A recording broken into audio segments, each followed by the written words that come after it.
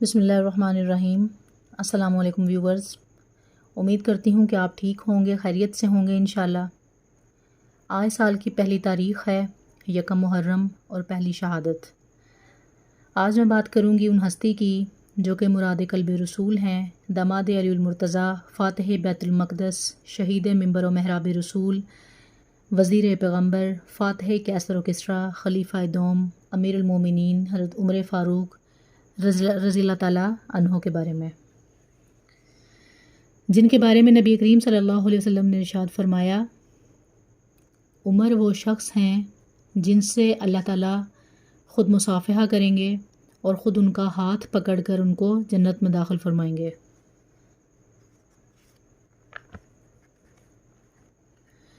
ذی الحج کی 25 تاریخ کو آپ پر قاتلانہ حملہ ہوا، بعض روایات میں یہ تاریخ 26 ہے۔ حج سے واپسی کو بھی کچھ دن ہوئے تھے۔ اسی سفر حج کے دوران ایک موقع پر زمین پر لیٹ کر آسمان کی طرف ہاتھ بلند کر کے حضرت عمر فاروق نے دعا فرمائی، اے اللہ،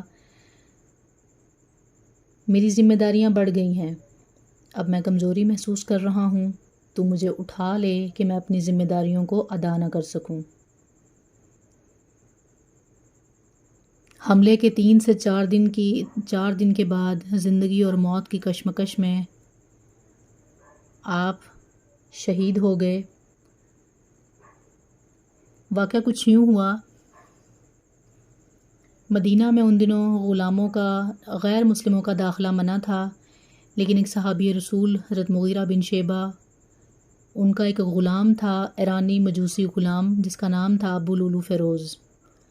حضرت مغیرہ بن شیبہ نے اس غلام کے ساتھ مدینہ میں داخل ہونے کی حضرت عمر فاروق سے اجازت چاہی۔ حضرت عمر فاروق نے اجازت دے دی، وہ مدینہ میں داخل ہوا۔ حضرت مغیرہ بن شیبہ نے اپنے غلام کے ابو لولو فیروز کے بارے میں بتایا کہ وہ کافی کاموں کا ماہر ہے، کافی فنون اسے آتے ہیں، تو اسی بنا پر اس کو اجازت مل گئی کہ شاید یہ ہمارے کسی کام آ سکے۔ خیر، ایک دن دربار میں ابو لولو فیروز داخل ہوا اور آتے ہی حضرت عمر فاروق سے حضرت مغیرہ بن شیبہ اپنے آقا کی شکایت کی کہ میں جو کام کرتا ہوں، میرا آقا حضرت مغیرہ بن شیبہ میرے سے اس کا زیادہ ٹیکس وصول کرتا ہے۔ ان دنوں رواج تھا کہ جو غلام تھے وہ اپنی کام کا، اپنی مزدوری کا جو ٹیکس ہے وہ اپنے آقاؤں کو اس کا کچھ حصہ دیا کرتے تھے۔ حضرت عمر فاروق نے اس ابو لولو فیروز سے، اس غلام سے پوچھا، تم کیا جانتے ہو کام کے حوالے سے، تم کیا کیا کرنا جانتے ہو؟ ابو لولو فیروز، اس غلام، ایرانی مجوسی غلام نے بتایا، اپنے کام بتائے۔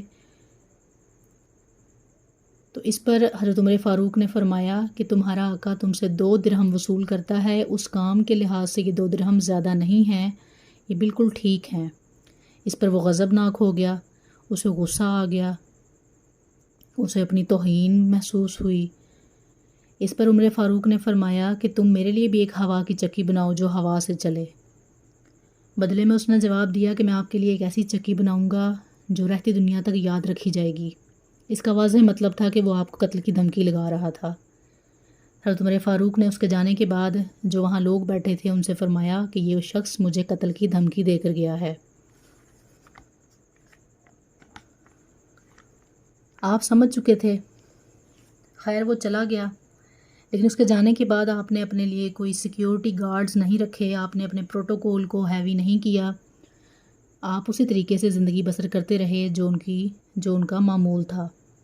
آپ کا حفاظتی نظام، آپ کا عدل کا نظام، اس کا ہر جگہ پر چرچا تھا، سب جانتے تھے، آپ کا عدل پوری دنیا میں مشہور تھا۔ بدلے میں آپ اسے بدلہ لے سکتے تھے، آپ اسے قتل کروا سکتے تھے، یا اسے آپ بند حوالات میں بند کروا سکتے تھے، یا آپ اسے ملک بدر کر سکتے تھے، لیکن آپ نے ایسا کچھ نہیں کیا۔ آپ کو اللہ تعالیٰ کی اس بات پر یقین تھا کہ زندگی اور موت اللہ کے ہاتھ میں ہے۔ خیر، اسی یقین کامل کے ساتھ زندگی گزر بسر ہوتی رہی، اور ایک دن فجر کی نماز کے لیے آپ مسجد میں گئے۔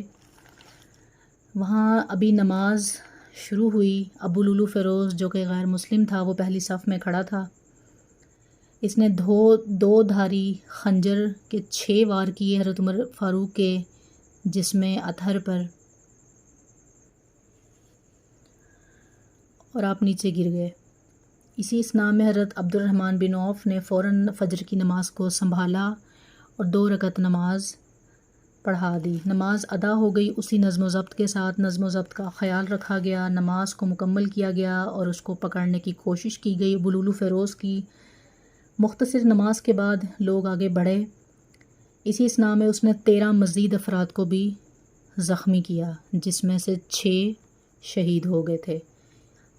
اس کا یہ جو شہادت تھی یہ حضرت عمر فاروق پر ختم نہیں ہوئی، اس نے مزید 6 لوگوں کو بھی شہید کیا تھا۔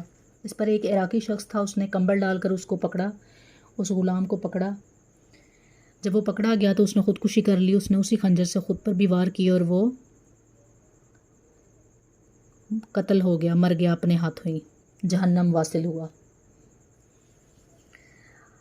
آپ رضی اللہ تعالیٰ عنہ جب بولنے کے قابل ہوئے، تھوڑا سا بہتر ہوئے، تو آپ نے سب سے پہلے پوچھا کہ مجھ پر حملہ کس نے کیا؟ آپ کو بتایا گیا کہ وہ غیر مسلم ایرانی مجوسی غلام تھا بلول فیروز۔ آپ نے خدا کا شکر کیا کہ شکر ہے کہ میرے ہاتھ کسی مسلمان کے خون سے نہیں رنگے۔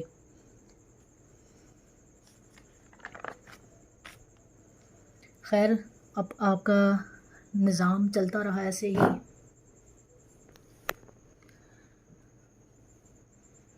آپ کی شہادت ہو گئی۔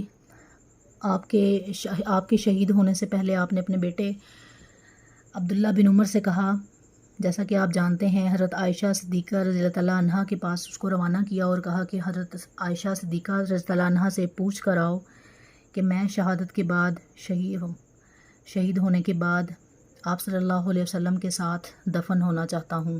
اور آپ نے اپنا نام لے کر اسے بھیجا، اپنا اسم گرامی لے کر اسے بھیجا۔ امیر المومنین نہیں لگایا اپنے نام کے ساتھ کہ کہیں وہ لحاظ میں ہاں نہ کر دیں۔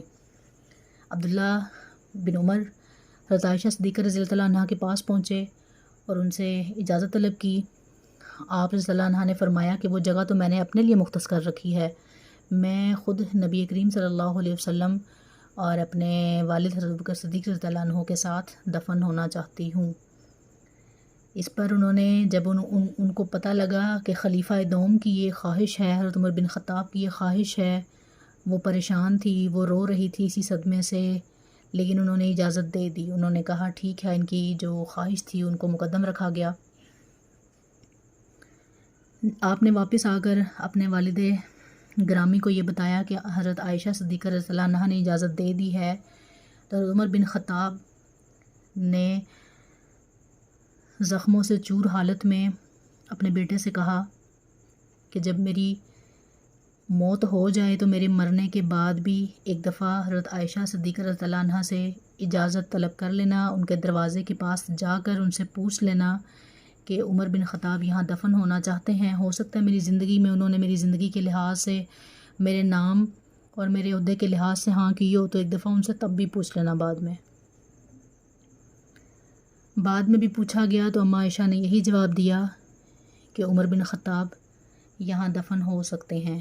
ان کو وہاں دفن کر دیا گیا اور وہ آج بھی اپنے دیرینہ دوست حضرت ابو بکر صدیق رضی اللہ عنہ کے ساتھ اور نبی آخر الزماں حضرت محمد صلی اللہ علیہ وسلم کے ساتھ مدفن ہیں۔ اللہ پاک ہمیں بھی ان کے جیسا ایمان نصیب فرمائے، ان کے جیسی زندگی نصیب فرمائے۔ آمین ثم آمین۔ دعاؤں میں یاد رکھیے گا۔